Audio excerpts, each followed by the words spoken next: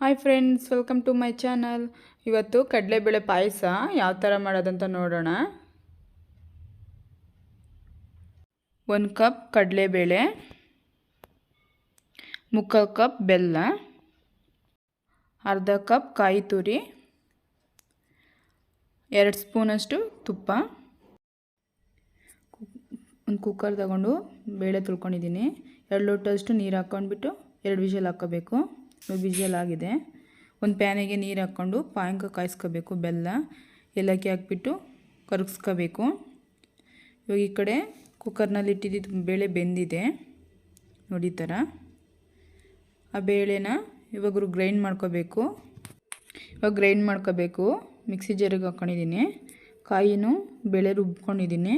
ಒಂದು ಸ್ವಲ್ಪ ಬೇಳೆ ಆಗಿ ಇಟ್ಕೋಬೇಕು. ಇವಾಗ ಪಾಂಕ ಆಗಿದೆ. ಇವಾಗ ರುಬ್ಬಿರೋಂಥ ಕಡಲೆಬೇಳೆನ ಪಾಂಕದೊಳಗಡೆ ಹಾಕ್ಕೋಬೇಕು. ಮಿಕ್ಸ್ ಮಾಡ್ಕೋಬೇಕು. ಈ ಥರ ನೀಟಾಗಿ ಮಿಕ್ಸ್ ಮಾಡಬೇಕು. 1 ಗಂಟೆ ಇಲ್ದಂಗೆ ಮಿಕ್ಸ್ ಮಾಡ್ಕೋಬೇಕು. ಈ ಥರ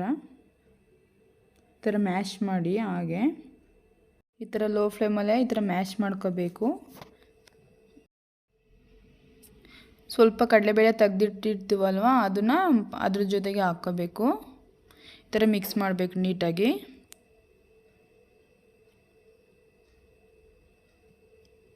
ಇವಾಗ ತುಪ್ಪ ಹಾಕ್ಕೋಬೇಕು.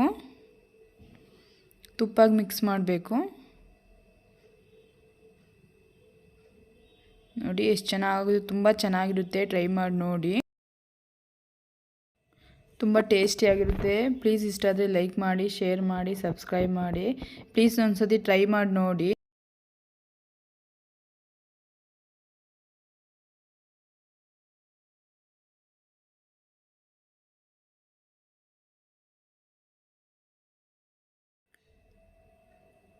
ಇವಾಗ ಆಗಿದೆ. ಲಾಸ್ಟಿಗೆ ಸ್ವಲ್ಪ ಕಾಯಿ ಹಾಕ್ಬಿಟ್ಟು ಮಿಕ್ಸ್ ಮಾಡಬೇಕು. ರುಬ್ಬಕ್ಕೆ ಒಂದು ಸ್ವಲ್ಪ ಹಾಕಬೇಕು. ಹಾಗೆ ಒಂದು ಸ್ವಲ್ಪ ಮೇಲ್ಗಡೆನೂ ಹಾಕಬೇಕು. ಚೆನ್ನಾಗಿರುತ್ತೆ ಟೇಸ್ಟು. ಇವಾಗ ರೆಡಿ ಆಗಿದೆ. ಒಂದು ಬೌಲಿಗೆ ಹಾಕೋಣ. ತುಂಬ ಚೆನ್ನಾಗಿರುತ್ತೆ. ಟ್ರೈ ಮಾಡಿ. Thank you.